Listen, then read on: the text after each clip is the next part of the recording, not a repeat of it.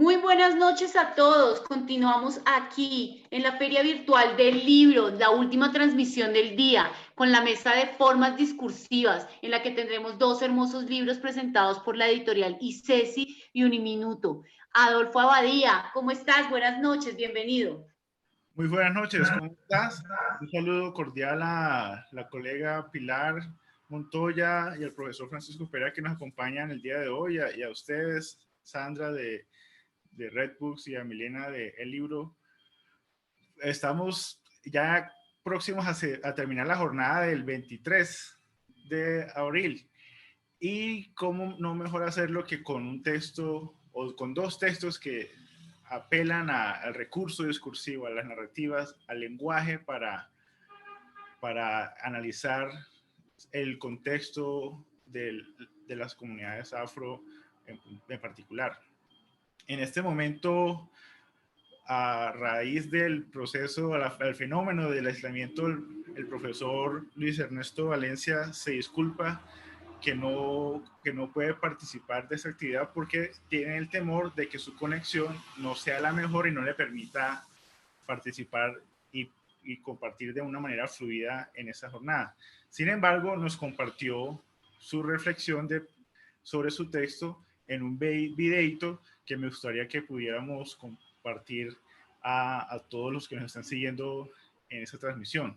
Entonces, si me dan un segundo, les comparto el mensaje que nos envía el profesor Luis Ernesto Valencia.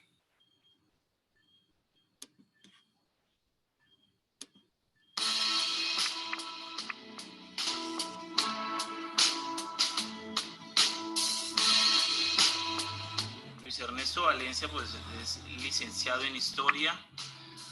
Tengo estudios de pregrado también en Filosofía, una maestría en Filosofía y un doctorado en Filosofía de la Universidad del Valle. He trabajado en la Universidad ICESI, en la Universidad Javeriana, la Universidad del Valle y actualmente pues trabajo en la Universidad del Pacífico. Ya, pertenezco o hago parte, para ser más preciso, hago parte del departamento de Sociología, hace un par de años, aproximadamente 6 años.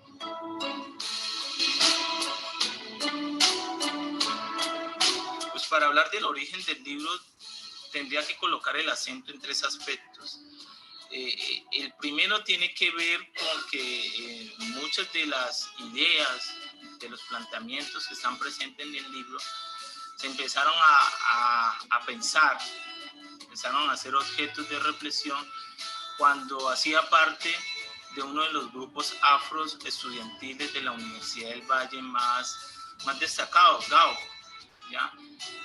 Ahí empecé a reflexionar acerca del discurso, ya tratar de comprender, tratar de comprender sociológicamente qué es el discurso, ¿ya? La importancia del lenguaje, ¿ya?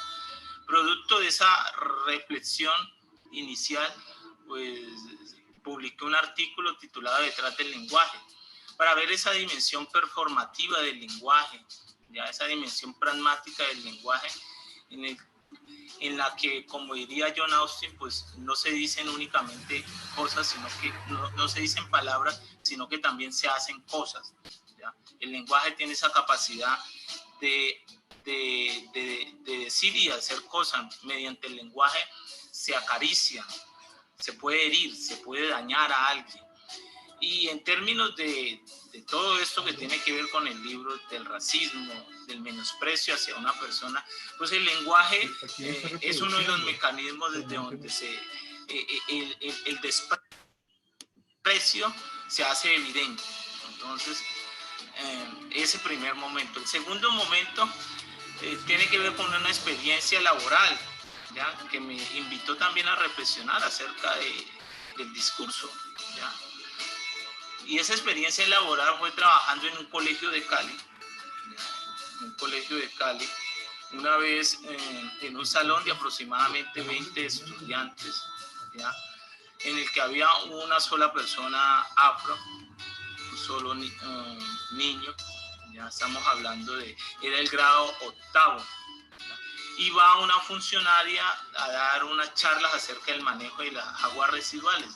Pero ella no hablaba, no utilizaba este término de aguas residuales, sino que en todo momento decía aguas negras, aguas negras, aguas negras, aguas negras y aguas negras.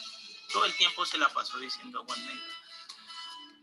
Para sorpresa mía, al descanso, ya cuando los muchachos salen al descanso, pues me toca ver cómo el único estudiante afro de ese curso es objeto de bullying. En ese entonces, pues decíamos, se la montaron, es objeto de bullying, y porque los compañeros le empiezan a decir aguas negras. Entonces, claro, eso fue un elemento más que me llevó a reflexionar acerca del lenguaje y a ver cómo los afro, pues, constantemente, pues, son víctimas de menosprecios en ese sentido. El tercer momento que me lleva a reflexionar acerca de estas cuestiones del discurso de lo afro y lo negro es cuando estoy en la maestría, ¿ya? Cuando estoy en la maestría, pues después de recoger todos unos insumos teóricos en filosofía y también los de historia acerca del discurso, entonces ahí empiezo a leer a Theo Van Dyck, ya continúo leyendo a Pierre Bourdieu, hay unas lecturas acerca de el orientalismo de Edward Said, y todos esos textos, otros textos, ya me invitan a pensar en esas dos formas discursivas, negro y afro, ya ver cuándo surgen esas dos formas discursivas, cuándo son sus momentos de surgimiento, pero también sus momentos de posicionamiento dentro de la academia y en la cotidianidad. ¿Qué hay detrás de eso? Pues hay todas unas luchas políticas, ¿ya? Hay todos unos esfuerzos por reivindicar ya la existencia de un grupo humano. Entonces, frente a esa pregunta, pues, lo que me quedaría por decir es eso, ¿no? Que esos tres momentos me permitieron reflexionar alrededor de las dos formas discursivas ya aludidas.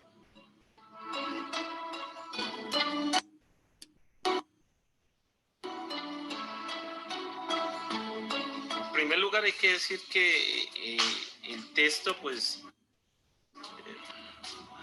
podríamos decir que es un texto escrito desde una perspectiva histórico-filosófica, más aún si tenemos presente que en términos metodológicos se parte de la genealogía, entendí en términos nietzscheanos, ya que es esa fusión entre historia y filosofía, ya planteamiento pues que Nietzsche presentó en un texto como La genealogía de la moral. Eso en cuanto al campo en el que se escribe el texto. En cuanto a su aporte, podríamos decir que es modesto pero muy significativo, que es un esfuerzo por esclarecer, por contribuir al esclarecimiento del uso de esas dos palabras, negro y afrodescendiente, teniendo presente que constantemente los afrodescendientes pues somos bombardeados diciendo que el uso de conceptos como afro, ya como afrodescendientes, pues son confusos, son paradójicos. Incluso en el 2001, ya de parte del Ministerio de Educación, ya, en una cartilla titulada Serie de Lineamientos Curriculares, Cátedra de Estudios Afrocolombianos, se expresó el concepto afrocolombiano utilizado cotidianamente para identificarse es paradójicamente polémico y poco debatido. Pues aquí hay elementos para salirle el paso a críticas como esa, ¿ya? A planteamientos como ese, ¿ya? Y en el texto, ¿cómo se construye esa contribución? ¿Ya? Se construye a partir de tres elementos. El primero, que es comprender el uso de estas dos palabras, negro, afro, como formas discursivas, ¿sí? Así como les dije en en el segmento anterior. Y entenderlos como formas discursivas, ¿ya? Es entenderlos como una forma de hablar que tienen un impacto, ¿ya?, sobre un auditorio, que esa es la forma de decir, demostrar la dimensión pragmática del lenguaje. O sea que aquí no estamos con cuestiones semánticas, como ya les había dicho en la sesión anterior. Lo otro es comprender eso, negro, afro o afrodescendientes y afrodescendientes, como una invención, ¿ya? Y cuando hablamos de comprender esos conceptos, esas palabras como invención, es hacer un esfuerzo, ¿ya?, por ver las relaciones de poder, de dominación, ¿ya?, que hay detrás de cada uno de esos conceptos, ¿ya? Comprender el ejercicio de construcción de verdades que hay detrás de cada uno de esos conceptos, ¿ya? ¿Por qué? Porque son conceptos, ¿ya?, en donde hay unas reivindicaciones y hay unas intenciones de carácter político, ¿ya?, bien sea para menospreciar al otro o bien sea para autoidentificarse y dignificar su existencia, ¿ya? Y en tercer lugar, ¿ya?, se plantea los momentos de nacimiento, ¿ya?, y posicionamiento de un concepto como el de negro, y el momento de nacimiento y el proceso que todavía está en marcha de posicionamiento de un concepto como el de afro.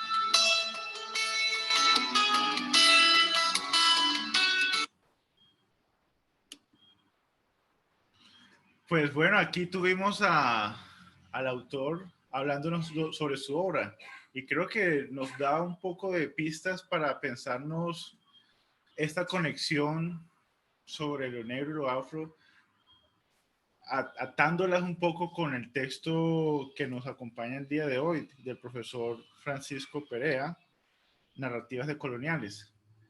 Buenas tardes, buenas noches, profesor, ¿cómo se encuentra? Buenas noches, muchas gracias, muy bien.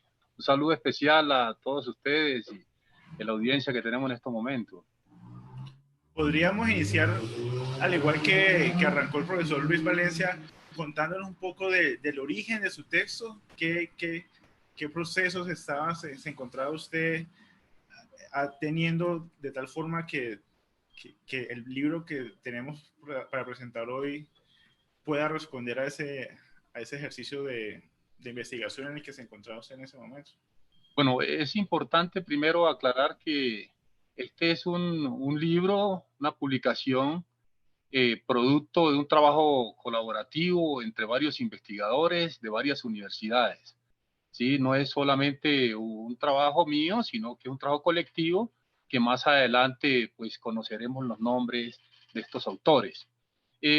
Quisiera decir que esta publicación se da gracias al apoyo institucional de Uniminuto como sistema y la sede de Bogotá, en las cuales hay toda una estructura que hacen posible que se hagan investigaciones y se hagan estas publicaciones. Entonces quiero, en nombre de todo el equipo de autores que escribimos este libro, hacer esos agradecimientos, dar esos agradecimientos.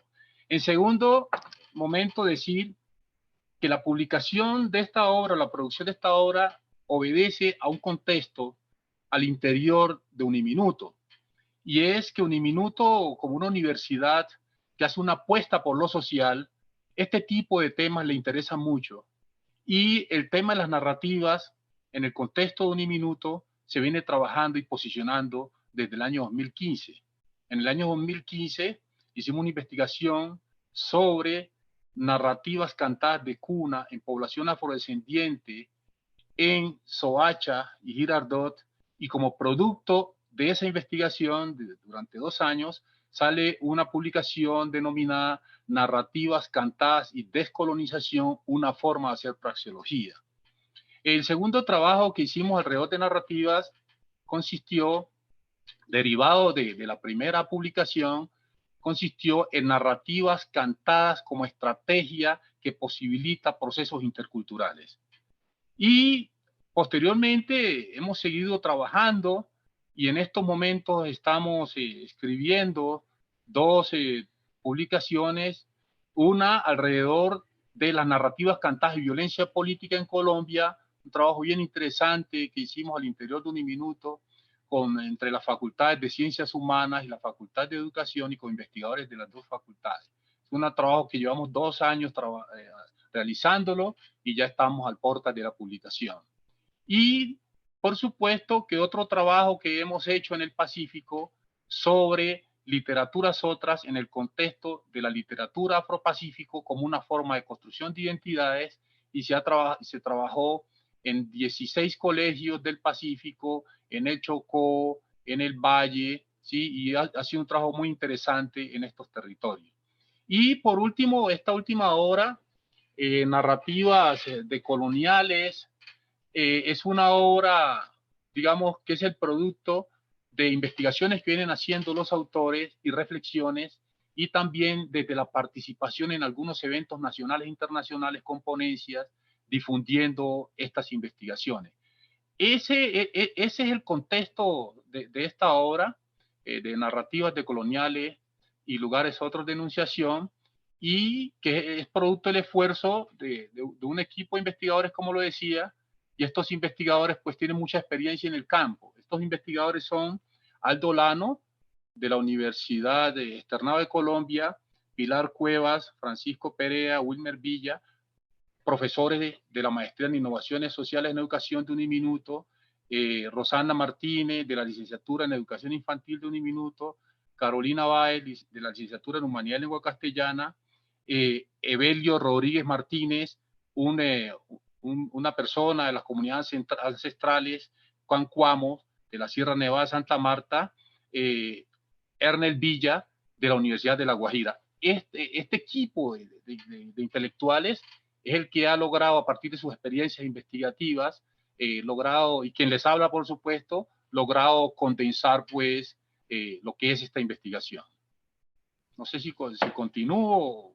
Bueno. No, gracias por presentarnos esa introducción al texto. Cuéntanos ahorita qué nos podemos encontrar en narrativas decoloniales. Bueno, en este texto de narrativas decoloniales, ¿qué nos vamos a encontrar? Nos vamos a encontrar, en primera instancia, algunos planteamientos alrededor de las teorías sociales y narrativas decoloniales, muy situadas en el contexto de la colonialidad del poder, y desde un debate muy interesante alrededor del desmonte o la ruptura de una sola forma de racionalidad heredada de la colonialidad, que es la racionalidad cartesiana, y por supuesto que como consecuencia, digamos, un sitio que se le ha dado al pensamiento científico universalista como única posibilidad de conocimiento. Entonces, en este texto se hacen esos debates como una forma de descolonizar el saber y mostrar diferentes perspectivas que en el contexto latinoamericano han venido tomando posicionamiento desde una perspectiva transdisciplinar.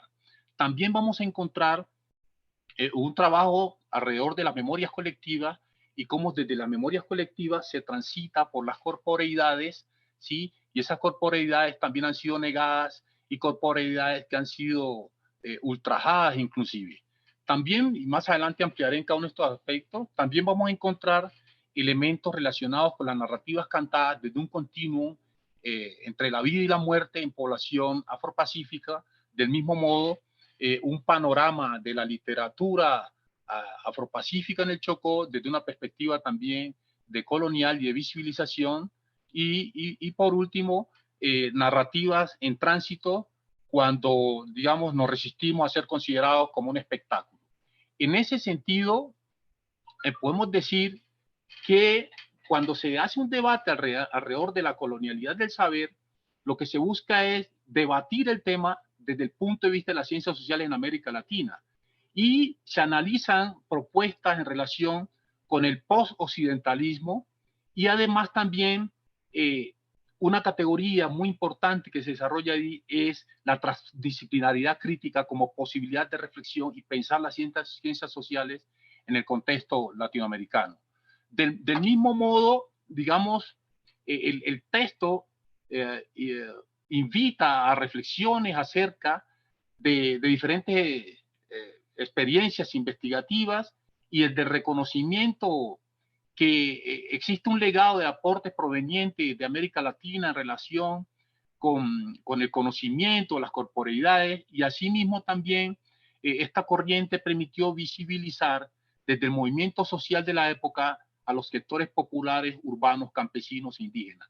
Estos son elementos bien interesantes. Además también en relación con las narrativas cantadas del continuum entre la vida y la muerte, vamos a encontrar cómo en nosotros los afrodescendientes del Pacífico nacemos con música y morimos con música, en tanto que durante la vida cotidiana, todas nuestras narrativas, nuestros relatos, nuestras formas de vivir están atravesadas por la música, y en la muerte también la música se convierte en un eje fundamental, en tanto que en la muerte se canta desde el momento en que la persona muere hasta el momento en que es sepultada. Y en este sentido, digamos, estas narrativas cantadas de la vida y la muerte tienen, digamos, son de tres tipos. Unas que tienen que ver con lo propio afro, es decir, podemos hablar de narrativas cantadas propias y rituales religiosos propios, rituales y narrativas cantadas eminentemente católicas y católicos, y rituales y narrativas cantadas que son el producto de la mistura entre lo afro y lo católico. Y por otro lado, decir que en relación con la literatura afro-pacífico vamos a encontrar algunas reflexiones acerca de un debate en relación con el canon literario. Sabemos que el canon literario, digamos, está soportado por las grandes editoriales y está soportado por las reglas de mercado. En este sentido, digamos, habrá o hay autores que publican desde abajo, que han sido subalternizados desde sus culturas, que difícilmente les publican en las grandes editoriales. Y generalmente las producciones de estos autores, en este caso del Chocó, en las cuales se sitúa esta discusión, digamos, sus obras se debaten y sus obras circulan a nivel regional, ¿sí? Y creo que esto es el producto de algo que hemos venido enunciando o nombrando desde un equipo de investigación en las cuales participo como racismo literario, entendido como aquellas formas de subalternización en las cuales algunas voces licenciadas no tienen cabida en las grandes editoriales. Y esto, por supuesto, que alrededor de todo este libro y esta obra que estamos mencionando, que está situada en el pensamiento decolonial, como lo dice el profesor Wilmer Villa, nosotros lo que estamos haciendo es destapar silencio. Y destapar silencio implica poner las voces silenciadas en un contexto de discusión y de debate, y entendido pues desde un contexto y un lugar otro. Por otro lado, también en esta obra vamos a encontrar algunos debates muy fuertes e interesantes y que se sitúan en algo que el profesor Wilmer Villa y su equipo de trabajo han denominado el amarre de las palabras.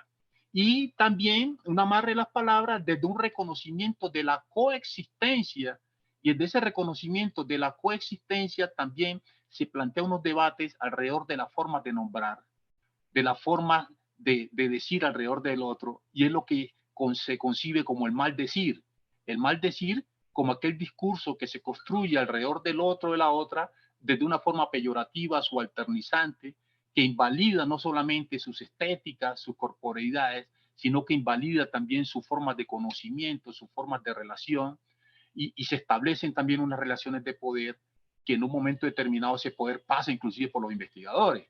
Cuando los investigadores desconocen a las personas que participan en la investigación y las desconocen por no tener un nivel jerárquico académico que históricamente ha sido concebido como válido.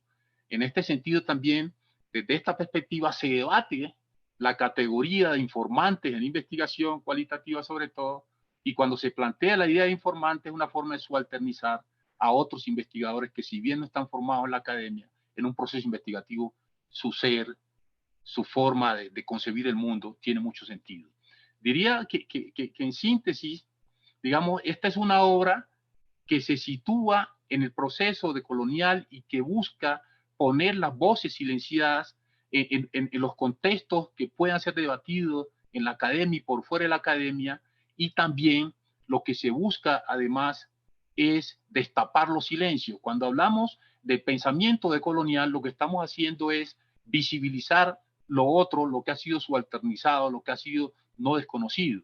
Y en ese sentido es que esta obra muestra diferentes perspectivas y consideramos nosotros que de los aportes que se están haciendo aquí desde Uniminuto se va a convertir esta obra en un texto de discusión en las universidades, un texto de discusión en las comunidades, no solamente académicas, sino también en muchos contextos sociales, que creería yo aportaría en el contexto de una visión de colonialidad desde la perspectiva de la narrativa. Grosso modo, en eso consiste el libro y estaremos pues atentos a las preguntas que surjan de este honorable auditorio que tenemos. Exactamente a eso me quería referir, porque revisando las redes sociales que tenemos en este momento transmitiendo esta presentación, está muy agitada, llena de comentarios, unos por un lado celebrando su vinculación con la universidad. Muchos alumnos están escribiendo que tuvieron clases con usted, pero hay unos dos comentarios que me gustaría que de pronto lo leyéramos para ir reflexionando sobre ellos. Uno en particular me llamó mucho la atención, que lo expresa Aleida Ariza, y ella comenta que si se han pensado en metodologías para que esta experiencia permee las prácticas pedagógicas de profesores tanto de colegios como de universidades, con programas de formación de maestros. ¿Qué crees que podemos comentar al respecto? Bueno, en ese sentido, digamos, nosotros en Uniminuto venimos trabajando en esta perspectiva, ¿sí? Hay maestrías como la maestría en Comunicación, Educación y la Cultura de la Facultad de Comunicación, maestría como la maestría en Innovaciones Sociales en Educación de la Facultad de Educación, de la cual yo soy profesor. Wilmer Villa es profesor, también son profesoras Carolina, Rosana, Pilar, Aldo también nos apoya en la maestría.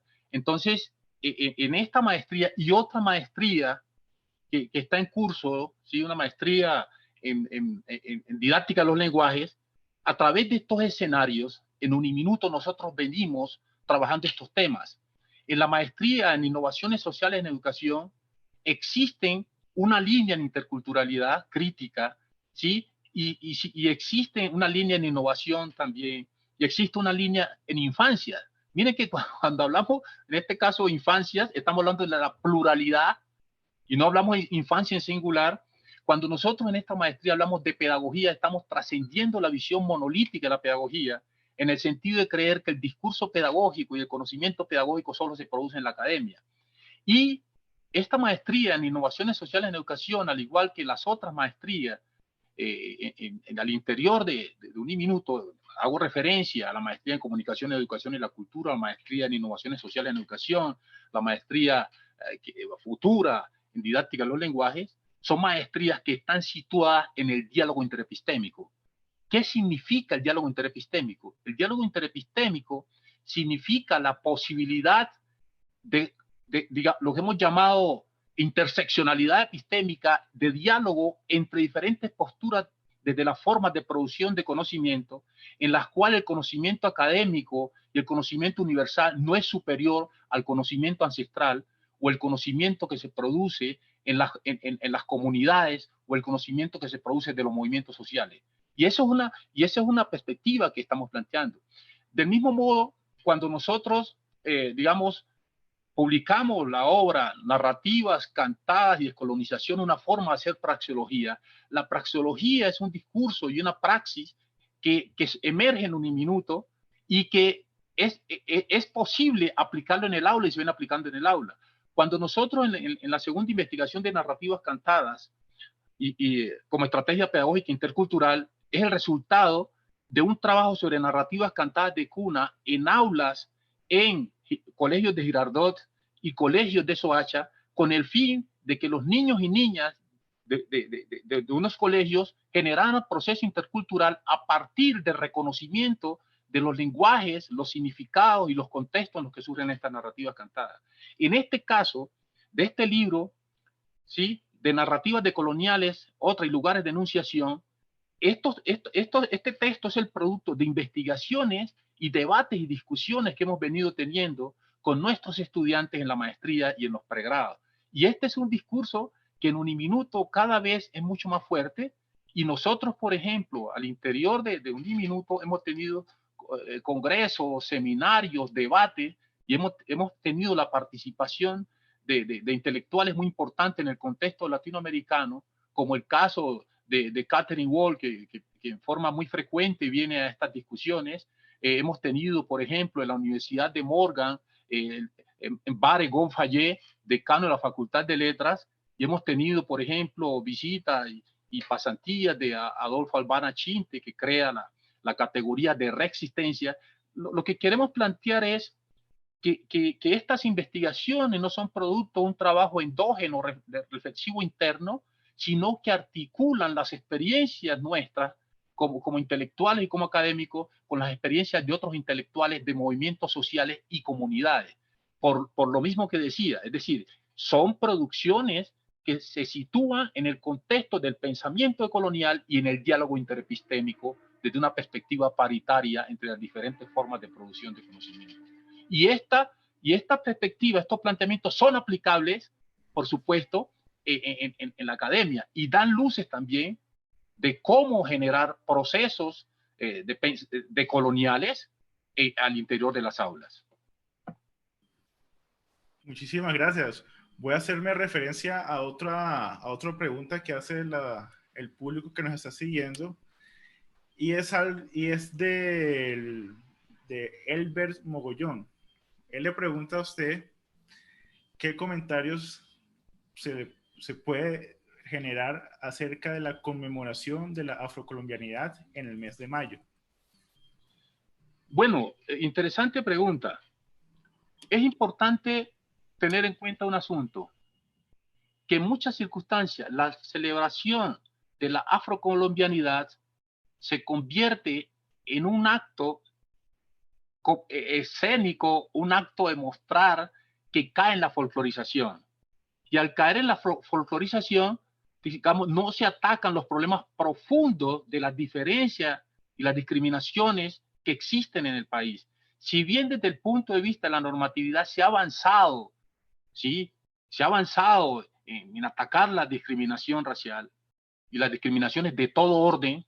Hablemos más que la discriminación desde el punto de vista de la raza, sino hablar de una discriminación de tipo epistémico, una discriminación que genera violencia epistémica en la medida en que los sujetos y los seres humanos son discriminados por su forma de pensar, su forma de representarse estéticamente y su forma discursiva. Entonces yo lo que creería es que no basta con celebrar la afrocolombianidad en el mes de mayo, en tanto que generalmente se queda en la folclorización, sino que hay que atacar las problemáticas profundas en relación con los afrodescendientes en Colombia.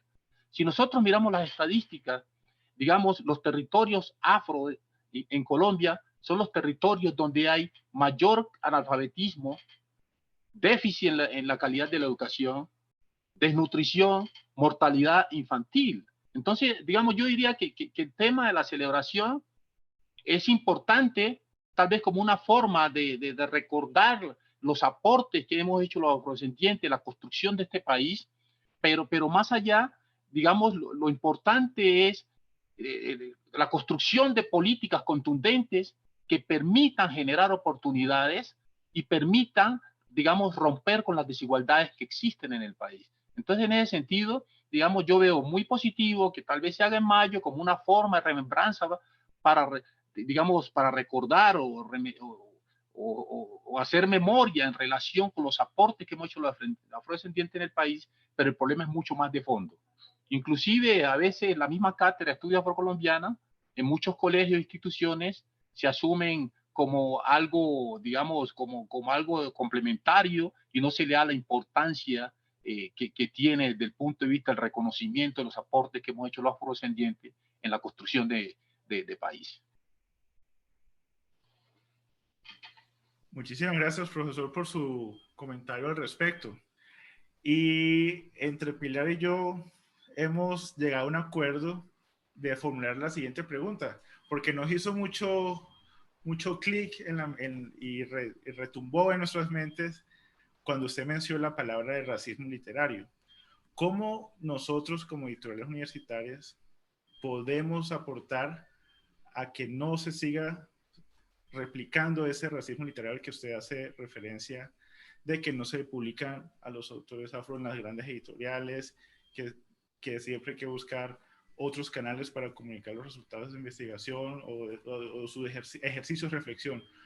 ¿Qué retos nos sugiere que debemos afrontar para, para aportar a que esa realidad empiece a cambiar? Bueno, interesante pregunta. El asunto también es de fondo. ¿En qué sentido? En la investigación que hicimos en el Pacífico, alrededor de literaturas otras, literatura afropacífica en los colegios, nosotros logramos, con el equipo de investigación, entrevistar a varios escritores del Pacífico, ¿sí? Y leer sus obras. Y en esas entrevistas, por ejemplo, encontrábamos que estos escritores, digamos, sus obras no se difunden en las grandes editoriales y generalmente las obras, cuando las editan, ellos tienen que pagar de su bolsillo la edición de estas obras. Y esas obras no circulan, sino en las regiones escasamente. Inclusive, en los colegios estas obras se conocen muy poco. Entonces, ¿cuál es la alternativa? ¿O por qué se da esta situación? Se da esta situación por varias razones. Uno, en tanto que se consideran que estos son relatos regionales, son relatos que por supuesto que derivados del mismo racismo, miren que se discrimina, se subalterniza al sujeto y todo lo que derive de él, hasta su forma de producción de conocimiento. Y también eso se da por la misma universalidad epistémica. Es decir, existe un canon literario y desde el canon literario se establece qué es literatura y qué no es literatura. Y ese canon literario pasa también por los sujetos y es un canon literario que está atravesado por unas relaciones de poder. Es un canon literario que está también atravesado por una colonialidad del ser en la medida en que se asocia la producción de conocimiento del sujeto más parecido a la perspectiva eurocéntrica. Por lo tanto, todo lo que se produzca hacia abajo de la pirámide no es conocimiento, ¿sí? Hay una frase del maestro Juan García, ecuatoriano, que decía: siempre han dicho que mi conocimiento no es conocimiento, que mi tierra es de nadie, por lo tanto me hace sentir que no soy persona. Lo que quiero decir es que el tema es tan complejo que pasa por el conocimiento, por la razón de ser del sujeto, sus formas de representarse, su lugar o su locus de enunciación. Entonces, en este sentido, todo esto se da porque se desconocen estas culturas subalternizadas.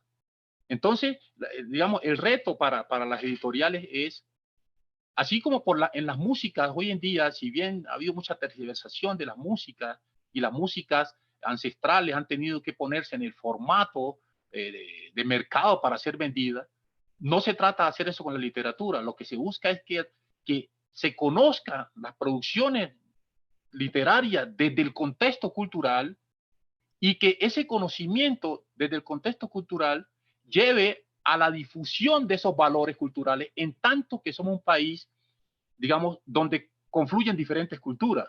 Es decir, la idea no es solamente difundir las producciones literarias, en este caso, de la cultura hegemónica y que está atravesada por las reglas, por las leyes del mercado, sino que se difundan también esas literaturas que han sido invisibilizadas como una forma también de construir país y como una forma de construir diversidades literarias y con una forma también de romper con el racismo literario.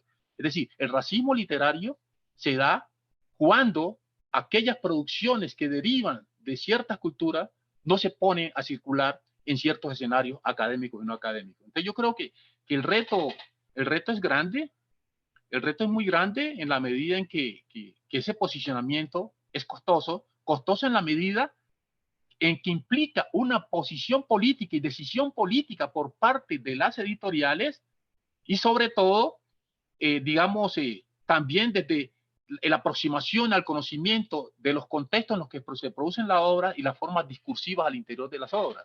Entonces yo creo que si bien se ha ido avanzando en el asunto, todavía estamos a leguas de lograr un proceso que genere diversidades o genere procesos interliterarios desde las culturas y romper un poco con el racismo literario, como lo denominamos nosotros en esa investigación que hicimos.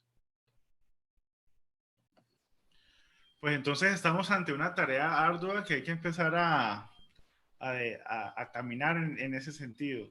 Desde la Universidad ICESI, y como lo comenta desde la Universidad Uniminuto, se han empezado a hacer esfuerzos para incluir a todas las miradas del mundo y todas las miradas y formas de apreciación y de la construcción del conocimiento. Y creo que no es suficiente, hay que seguirlo haciendo, pero sí significa un reto y un desafío que lo tenemos que enfrentar y abordar. Ya estamos a 4 minutos del cierre oficial de la mesa.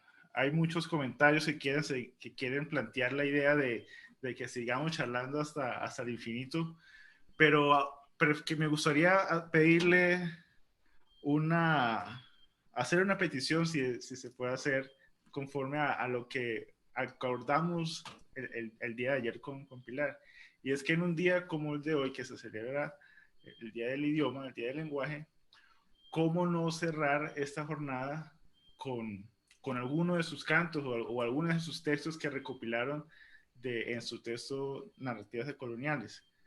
¿Tiene alguno por ahí que fácilmente pueda recurrir y nos lo lea a viva voz?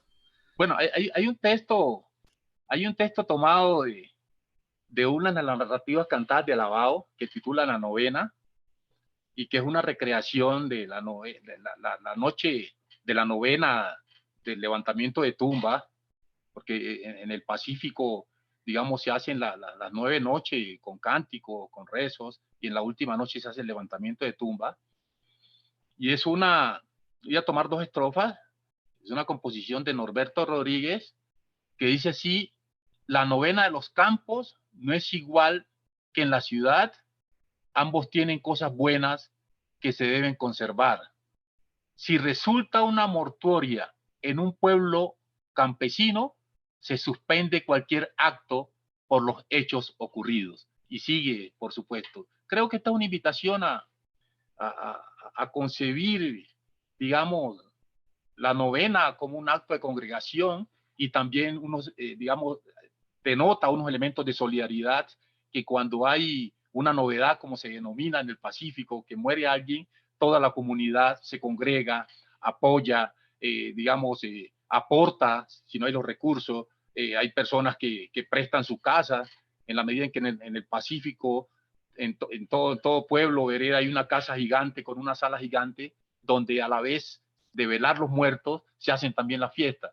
Por lo mismo, porque la vida y la muerte constituyen un continuo. Es decir, y en ese sentido, nosotros, los afrodescendientes y el Pacífico específicamente, en las que versan el 50%, diríamos, de esta publicación, nosotros, al igual que las comunidades ancestrales, estamos situados geográficamente en Occidente, pero geopolíticamente no somos occidentales, por la cosmogonía y las formas de concebir el mundo. Yo creo que esa narrativa, esas 2 estrofas, la narrativa de la novena, un alabao, nos convocan pues a la solidaridad y a ver cómo la muerte no es una tragedia, sino que es un estado más, y un estado de trascendencia que conecta con la vida, por supuesto.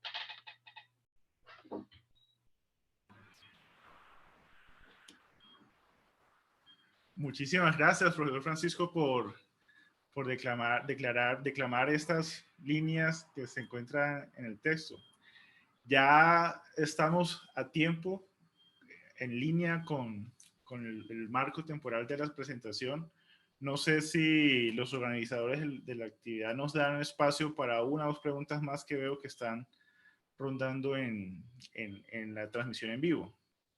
No nos podemos ir a dormir, Adolfo, sin responder esas preguntas. Dale, adelante. Perfecto. Una pregunta que la formula María Patricia Santander.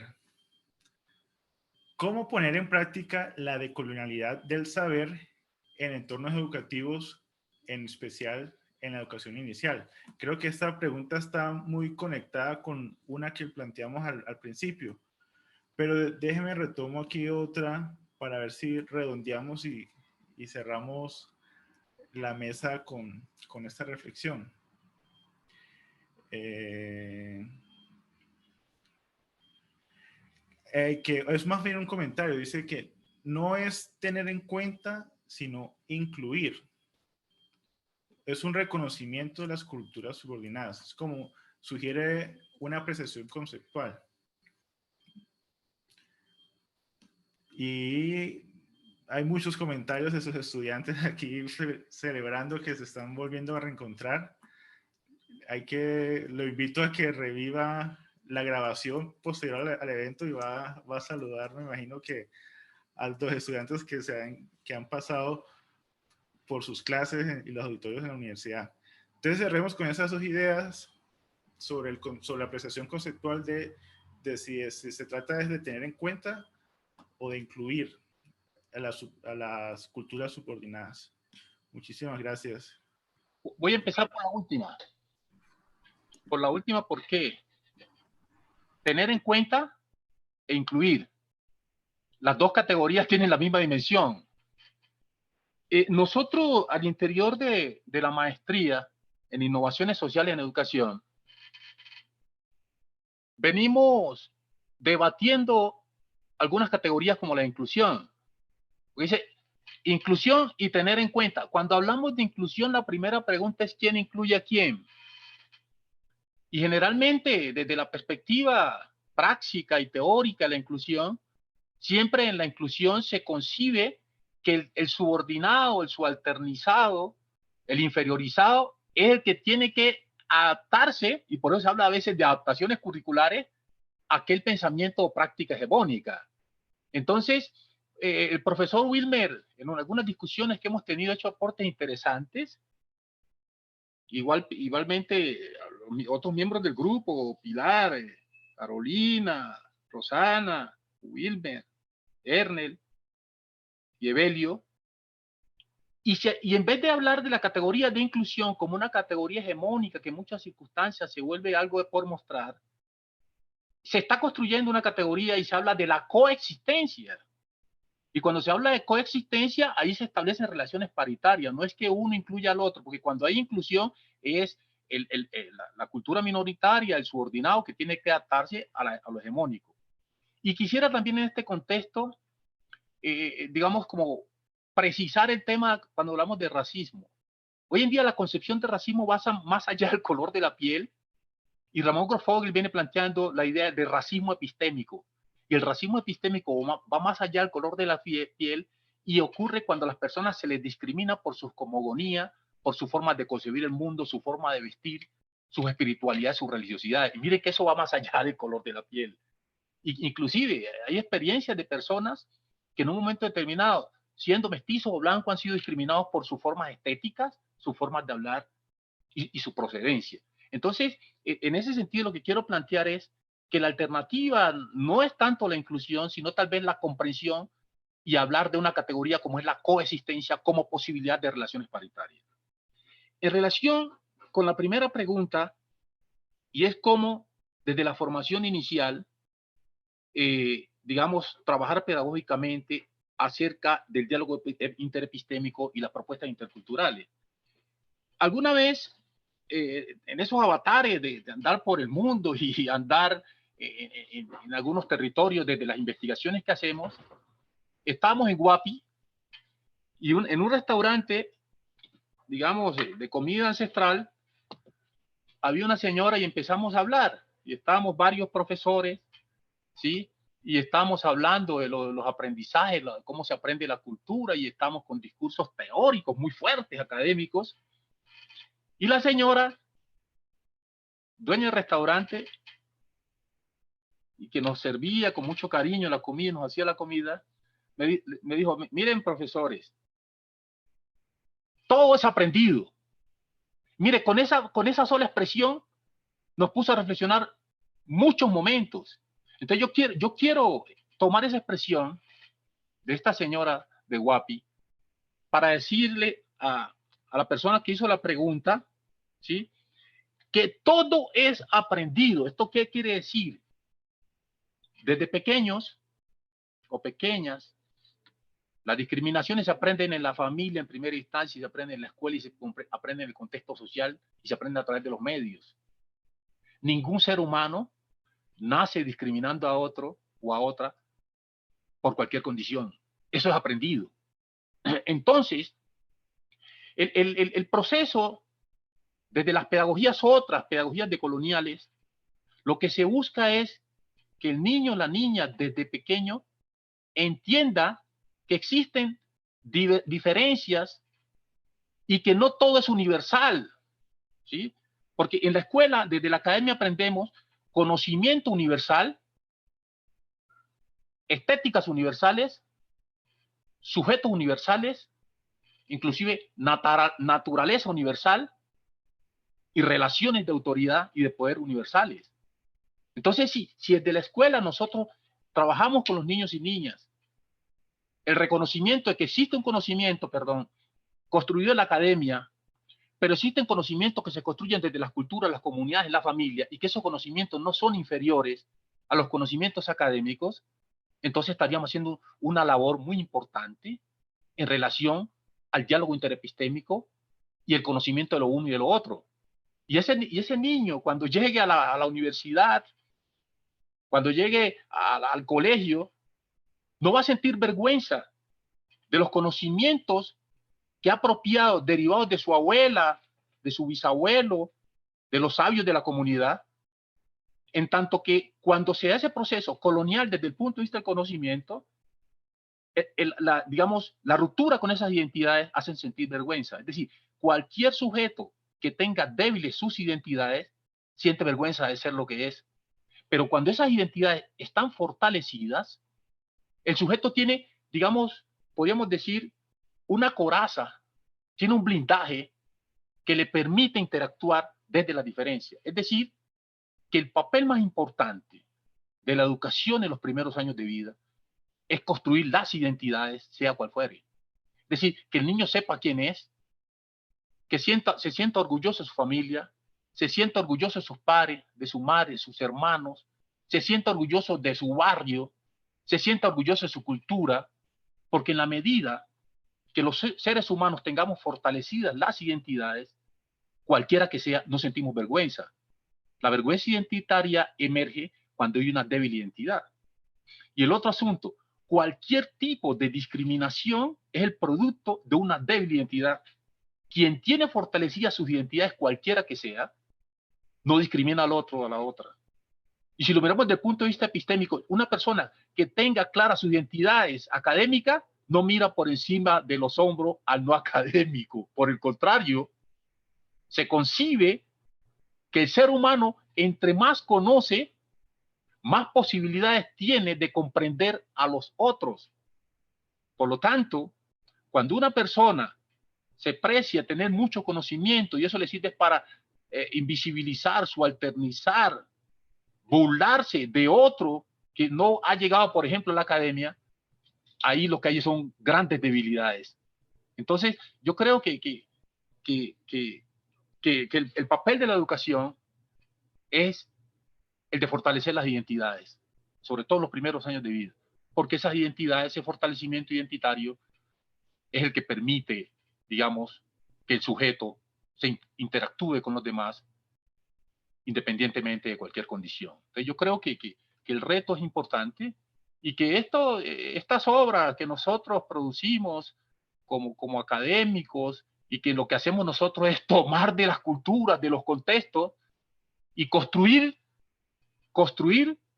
con las comunidades unos discursos que hagan posible reflexiones acerca de la vida, que hagan posible la reflexión acerca de lo que somos como humanos y que hagan posible la construcción de unas nuevas formas de concebir el mundo y unas nuevas formas de relacionarnos.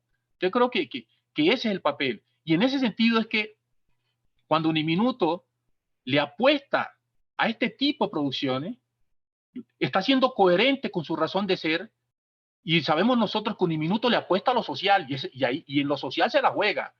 Y es por eso que este tipo de reflexiones, de investigaciones y de producciones son el resultado de lo que hace Uniminuto en los diferentes territorios. Muchas de estas investigaciones las hacemos en los territorios, en las comunidades, ¿sí?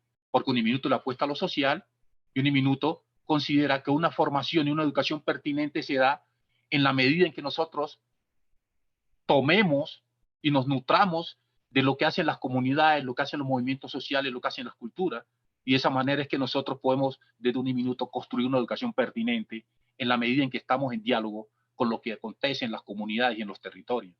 Esa es como la visión alrededor de la pregunta tan interesante que se nos hace, alrededor de cómo desde la infancia trabajar estas formas de pensamiento que rompan con las visiones monolíticas de mundo, las visiones monolíticas de estéticas, las visiones monolíticas del ser como ser, no un ser universal, sino un ser que tiene diferentes formas de representación. Y todo eso, como lo decía la señora Sabia de Guapi, todo es aprendido.